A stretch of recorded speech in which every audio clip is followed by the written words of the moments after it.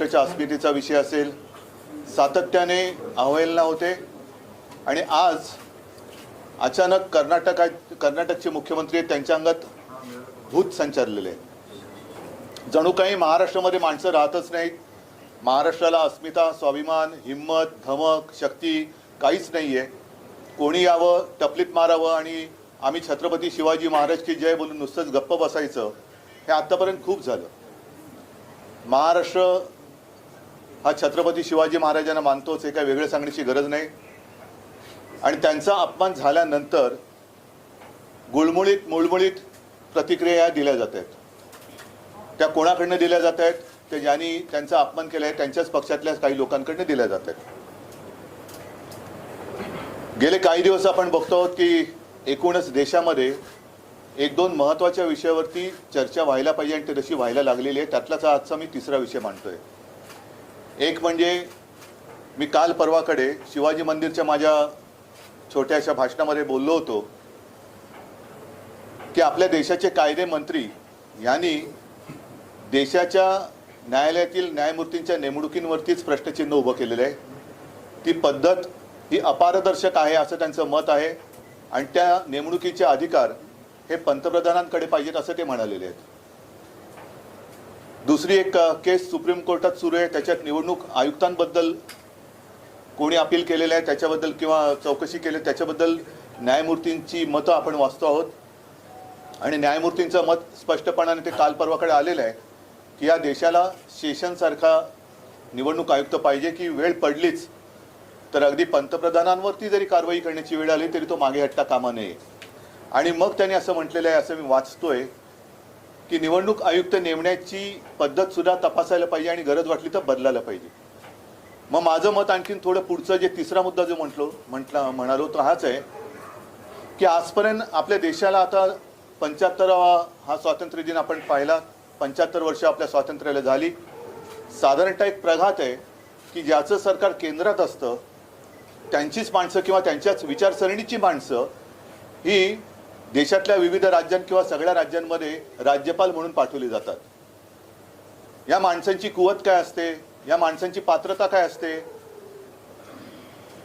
जरासा एक शब्द वापरतो, कोणी गैरसमज करू नये, म्हणजे खास करून ज्येष्ठ नागरिकांबद्दल मी बोलतोय की वृद्धाश्रमातही जागा नाही अशांना राज्यपाल म्हणून नेमलं जातं का, हा सुद्धा एक आता प्रश्न केंद्र सरकारला विचारायला पाहिजे.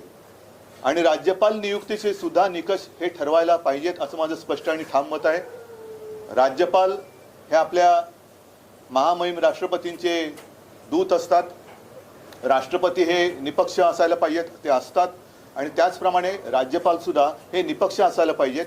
राज्यामध्ये जर काही पेच प्रसंग उभा राहिला तर त्याची सोडवणूक राष्ट्रपती किंवा केंद्र सरकारच्या मध्यस्थीने करण्याची जबाबदारी त्यांच्याकडे असली पाहिजे असा आपला हा एक समज आहे.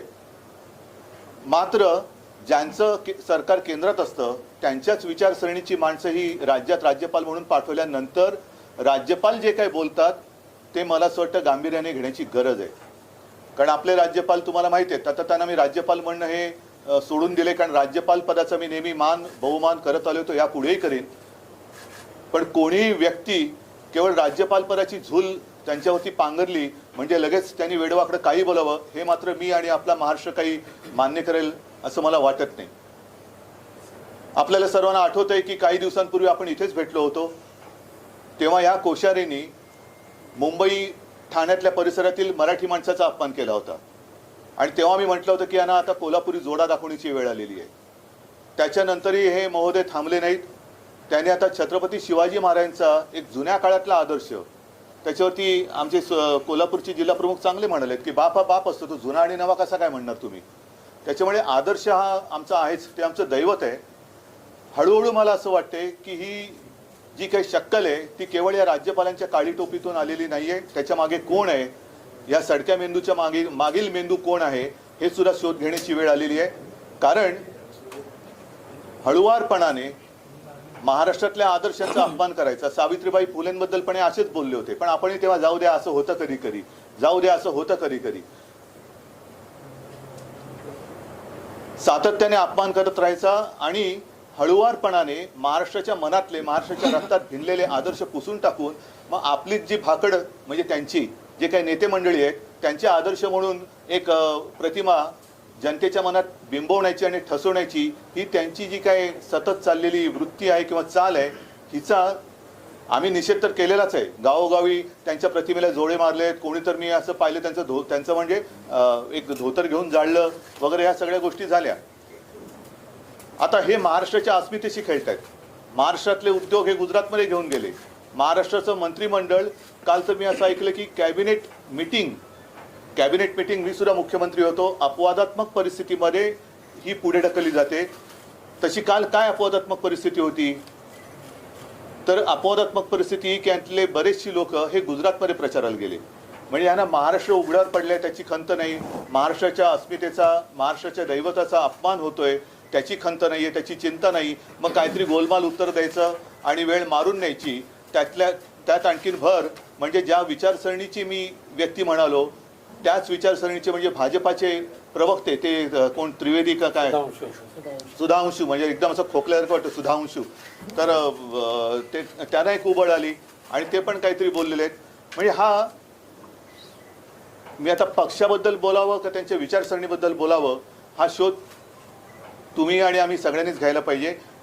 की महाराष्ट्राचा सातत्याने अपमान होतोय, त्याच्यामध्ये आता महाराष्ट्रातल्या गावांवरती कर्नाटकचे मुख्यमंत्री दावा सांगतायत. हा एक महत्त्वाचा मुद्दा आहे. कारण आज महाराष्ट्रामध्ये ईडी सरकार किंवा खोके सरकार किंवा मिंधे सरकार आहे. या सरकारला मुख्यमंत्री आहेत का काही कळत नाही, कारण मुख्यमंत्री कधी बोलतच नाहीत. त्यांना विचारलं तर ते सांगतील मी काळजी करू नका, पंतप्रधानांना मी सांगितलेलं आहे. पंतप्रधान म्हणाले त्यांनी 40 गावं घेतली तर घ्या, आपण पाकव्याप्त काश्मीर जिंकल्यानंतर 100 गावं आम्ही महाराष्ट्राला देऊ, असेही ते कदाचित सांगू शकतील. पण त्यांच्याकडनं काही अपेक्षा नाहीच आहे. उपमुख्यमंत्री नेहमीप्रमाणे सारवासारव करतायत. पण सांगण्याचा मुद्दा काय की पक्षाचे किंवा राज्याचे मुख्यमंत्री, विशेषतः भारतीय जनता पक्षाच्या अखत्यारीतले, हे त्यांच्या वरिष्ठांच्या मर्जीशिवाय काही बोलू चालू शकतात का?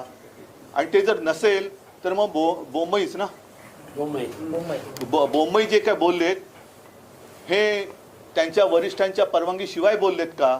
म्हणजेच भारतीय जनता पक्षाचा महाराष्ट्राच्या अस्मितेवरती घाला घालण्याचा हा प्रयत्न, महाराष्ट्राचे तुकडे पाडण्याचा प्रयत्न, महाराष्ट्राचे उद्योगधंदे इतरत्र पळून महाराष्ट्र बेकार कंगाल करण्याचा प्रयत्न हा त्यांचा पक्षाचा राष्ट्रीय कार्यक्रम आहे का?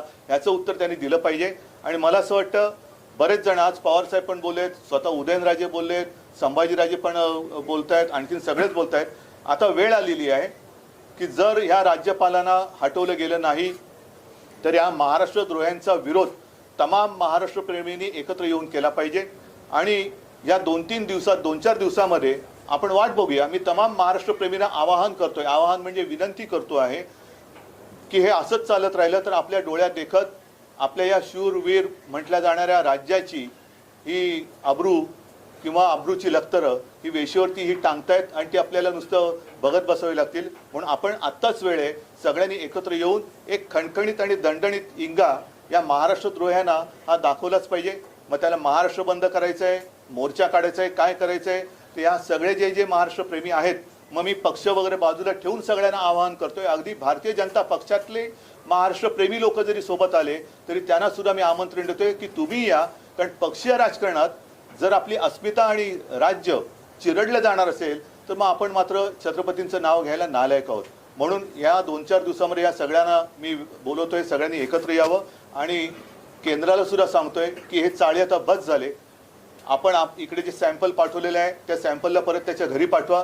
दुसरीकडे कुठे अधिक चांगला वृद्धाश्रम असेल तर तिकडे पाठवा, पण आमच्याकडे सॅम्पल नको, याला परत घेऊन जा.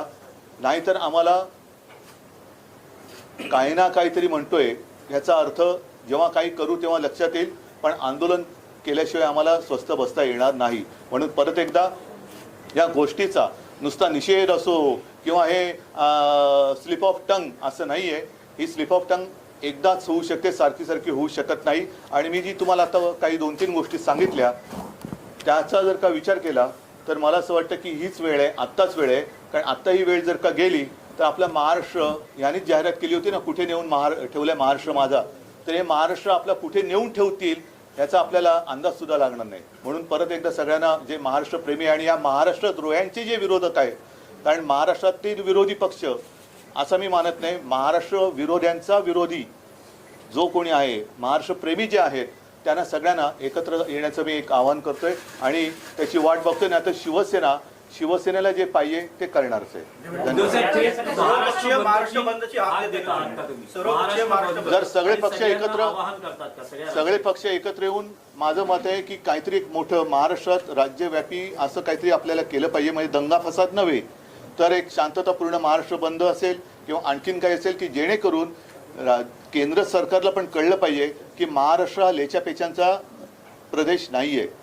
सगळ्यांना एकत्रित करण्यासाठी पुढाकार घेणार आहात त्या संदर्भात? मी आता तुम्हाला त्याचसाठी बोलवलेलं आहे की तुमच्या माध्यमातून जे जे प्रेमी आहेत आणि त्याच्यात मी तुमचा प्रश्न माझ्या लक्षात आला म्हणून मी म्हणले की भाजपमधले सुद्धा महाराष्ट्रप्रेमी, असं काही नाहीये की भाजपमध्ये महाराष्ट्रप्रेमी नाही आहेत.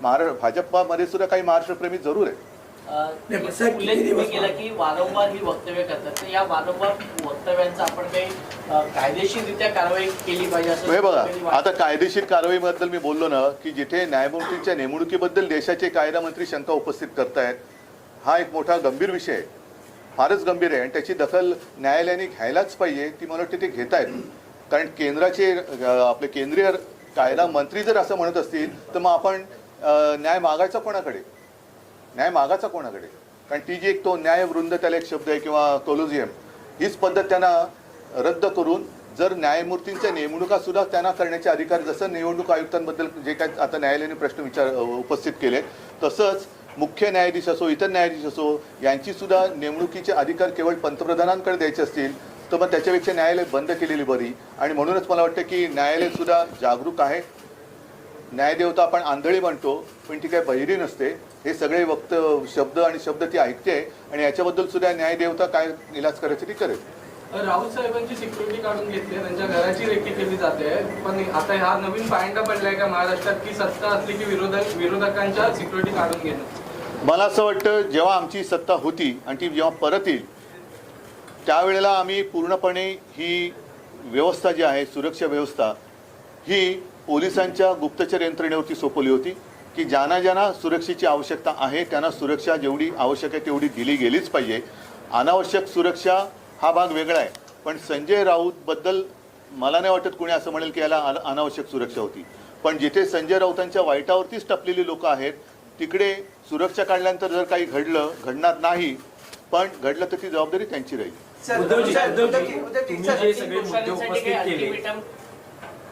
तुम्ही सगळे जे मुद्दे उपस्थित केले आणि महाराष्ट्र बंदची तुम्ही त्या दृष्टीनं भूमिका ही व्यक्त करताना दिसत आहात, पण भाजपचे नेते आणखी एक मुद्दा या निमित्तानं उपस्थित करत आहेत की राहुल गांधी महाराष्ट्रात येतात, सावरकरांच्या बाबतीत बोलतात आणि उद्धवजी फक्त आपण त्यांच्या विधानाशी सहमत नाही इतकीच भूमिका मांडतात. शिवसेना पण छत्रपतींचा अपमान करणाऱ्यांनी आम्हाला सावरकरांचं महत्त्व पटवून देण्याचा प्रयत्न करू नये.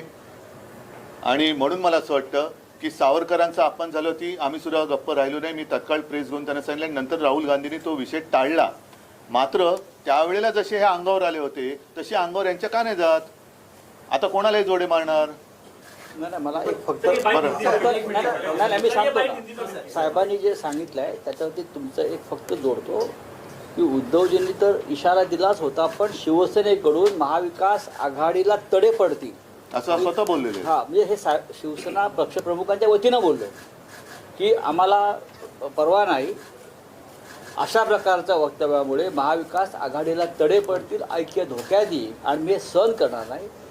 एवढी ठाम भूमिका माननीय पक्षप्रमुखांनी घेतलेली आहे. तशीच भूमिका आता या मिंदे गटाने घ्यावी. मी आता सांगितलं ना तुम्हाला की येत्या 2-4 दिवसामध्ये आपल्याला हा विषय तडीस न्यावा लागेल आणि तोपर्यंत जे जे महाराष्ट्र प्रेमी आहेत, जे जे शिवछत्रपती प्रेमी आहेत, फुले प्रेमी आहेत, त्या सगळ्यांनी, कारण छत्रपती शिवाजी महाराज झाले नसते तर हे कोश्यारी बुवा किंवा ते काय मगाशी मग काय बोललो होतो सुधांशू, ते कुठे असते आणि कोणत्या वेशात असते याचा पत्ता लागला नसता. तसंच सावित्रीबाई फुले झाल्या नसत्या तर महिला शिक्षणाचं काय झालं असतं. तर एकूणच हे आता अति झालं.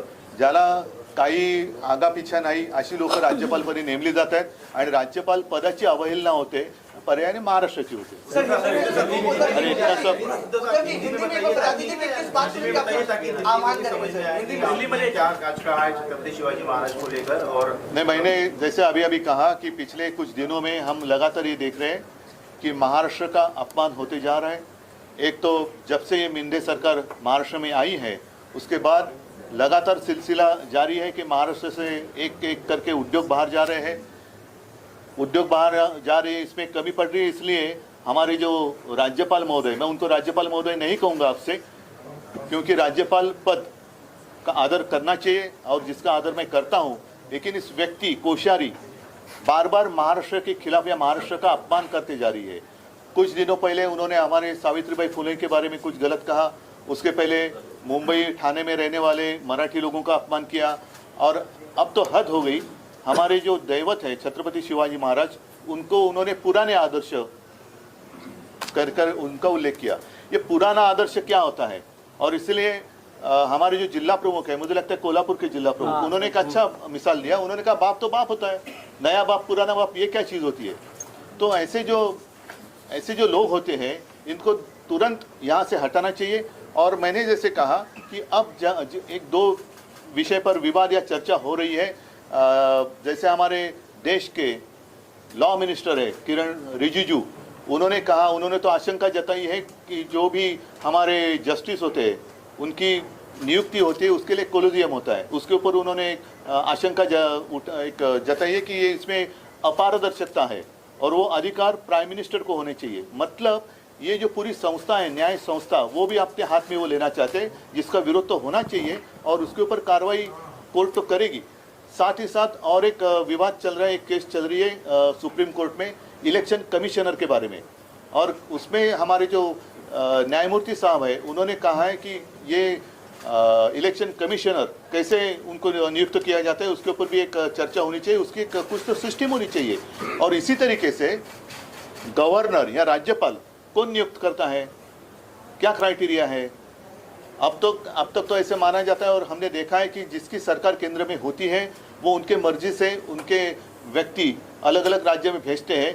स्वाभाविक है, जो भी व्यक्ति वो राज्य में भेजते हैं वो उनके विचारधारा के अनुसार चलते हैं. और अब ये सवाल उठता है कि जो हमारे कोश्यारी शिवाजी महाराज जी के बारे में जो उन्होंने कहा, सावित्रीबाई फुले के बारे में उन्होंने कहा, तो विचारधारा की अगर बात करें तो ये क्या भाजपा की विचारधारा है? दूसरी बात, ये थोड़ा कम हो रहा है या इससे शायद नज़र हट जाए, इसलिए हमारे जो पड़ोसी राज्य है उसके जो मुख्यमंत्री है बोमई, ऐसे लगता है कि उनके शरीर में भूत ने प्रवेश किया है. अंगत भूत है तो म्हणता ना. और क्या कैसे पता नहीं, हमारे 40 गाँव पर उन्होंने दावा ठोक दिया. तो क्या महाराष्ट्र में लोग रहते नहीं है? महाराष्ट्र में क्या हिम्मत नहीं रही? बाकी महाराष्ट्र का स्वाभिमान वगैरह हमने कुछ छोड़ दिया? और ये ऐसे कोई भी आएगा और हमारे खिलाफ कुछ भी बकते चले जाएगा, ये अभी बर्दाश्त नहीं होगा. और इसलिए मैंने कहा कि अब समय आया है, ये सारी जो बातें हैं हम अनदेखी करें तो शायद आगे जाकर हमें कुछ दिखाई नहीं देगा. तो अब समय है और मैं आपके माध्यम से जितने सारे महाराष्ट्र के प्रेमी हैं, छत्रपति शिवाजी महाराज जी के प्रेमी है, फुले शाहू अम्बेडकर सब प्रेमी है, भक्त है, उनको मैं कहता हूँ चलो पार्टी बाजू में रखते हैं.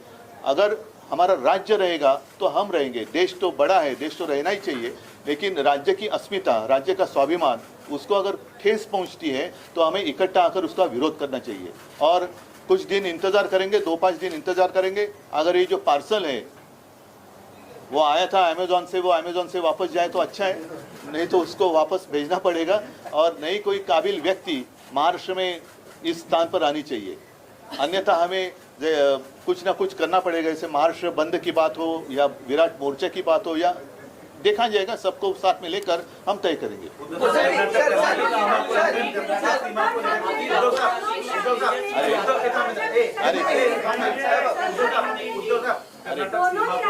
कर्नाटक सीमा को लेकर लगातार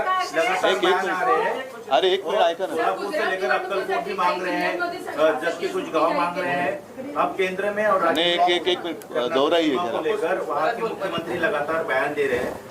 राज्य और केंद्र में दोनों जगह बीजेपी की सरकार है.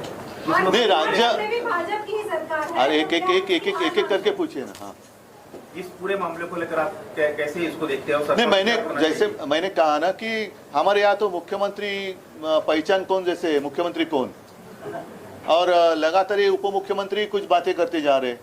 मुख्यमंत्री को तो हिम्मत नहीं है इसके खिलाफ कुछ बात करने की। स्वाभाविक है, ऊपर वाले की मर्जी, जो ऊपर वाले कहेंगे उनको वहाँ जैसे बोलना पड़ता है। तो जो कर्नाटक के मुख्यमंत्री भारतीय जनता पक्ष के हैं, उन्होंने जो अचानक बात छेड़ी है, क्या उसको ऊपर से आशीर्वाद है या ये केंद्र की मानसिकता है, ये भी स्पष्ट होना चाहिए। और ये विरोध करेंगे, हम जाने नहीं देंगे, ये फिजूल की बातें हैं। अब स्वयं मतलब अपने राज्य के बहुत सारे मंत्री तो गए गुजरात में प्रचार के लिए, ऐसे मैंने पढ़ा। नहीं, आपने कहा कि जैसे अपनी भूमिका ली थी वीर सावर जी के मामले में, आपने जैसी भूमिका ली थी वीर सावर जी के अपमान के मामले में कि हम यूपीए से मतलब महाविकास आघाड़ी से बाहर पड़ेंगे, हमने स्पष्ट किया था। तो ये सरकार नहीं, ये तो देखो, हम ये क्यों कह सकते हैं, ये इनको वहाँ कुर्सी को चिपक के बैठना है, ये लाचार है। ये छत्रपति शिवाजी महाराज का महाराष्ट्र है और उस महाराष्ट्र के हम मुख्यमंत्री हैं, ये भावना उनके मन में नहीं है। हम मुख्यमंत्री, हम मतलब वो बने वो ऊपर वाले की मेहरबानी से, दिल्ली वाले की, तो वो दिल्ली के खिलाफ क्या कहेंगे? क्या वो कुर्सी छोड़ सकते हैं? हिम्मत है उतनी? और ऐसे महाराष्ट्र के अपमान सहना, क्या ये बाला साहब का हिंदुत्व है?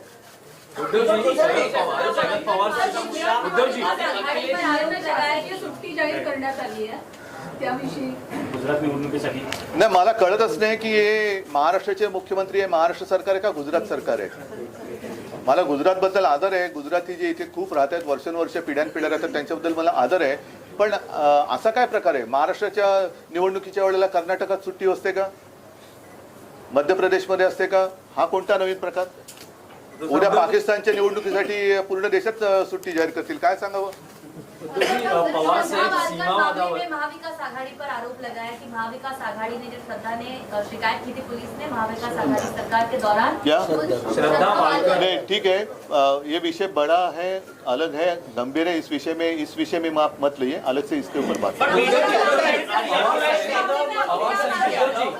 आधी राहुल गांधी, मग तेजस्वी यादव आणि आता अखिलेश यादव यांची भेट आदित्य ठाकरे यांची आहे. अखिलेश यादवचं वगैरे अजून पुढे जाहीर नाही केलेलं आहे. पण मला असं वाटतं की आजची ही प्रेस कॉन्फरन्स मी बोलले तेवढ्या पुरती सीमित ठेवूया. त्याच्यानंतर सुद्धा जे विषय असतील